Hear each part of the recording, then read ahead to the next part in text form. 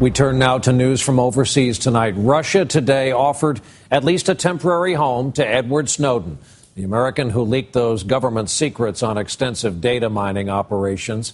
He was today allowed temporary asylum in Russia. That means a ticket out of the airport where he's been living. And it has angered the U.S., of course, because he is still wanted here.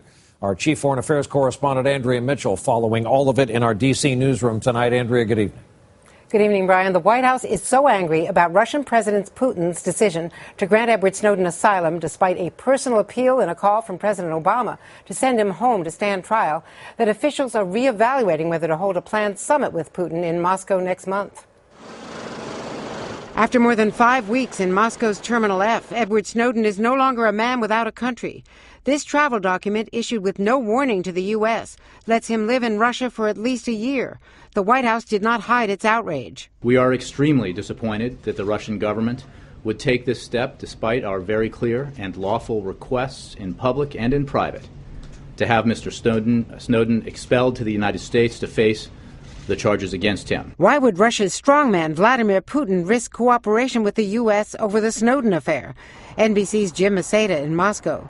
Kremlin watchers say that Putin believes the U.S.-Russian relationship is just too important to fail and that the Snowden saga will eventually blow over, leaving Putin looking strong to fellow Russians and President Obama on the defensive.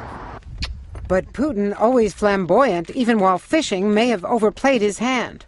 They could have acted to defuse this with the United States. They didn't do any of those things. They acted instead to throw a punch at the United States.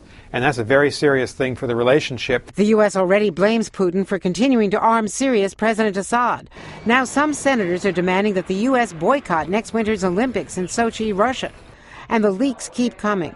Wednesday, The Guardian's Glenn Greenwald revealed another NSA search program called X-Keyscore, allegedly enabling the government to analyze emails, online chats, and browsing histories. The NSA said everything it does is legal. We're going to continue our reporting, and we have a lot more stories to write. And Snowden's Russian lawyer confirmed today Snowden released more secrets when he was in China that could be published. He advised me himself. When he was in Hong Kong, he gave a part of that material to journalists. So that material, of course, he can't take back. Snowden's father says he's grateful to the Russian people for taking his son. The bottom line is my son could not receive a fair trial in the States today, but there's much more dialogue. This story is not going away. Snowden is staying in an undisclosed location in Russia, but today the president met with congressional leaders to discuss new limits on the secret surveillance programs, a direct result of Snowden's disclosures so far. Brian? Andrea Mitchell in our D.C. newsroom tonight. Andrea, thanks.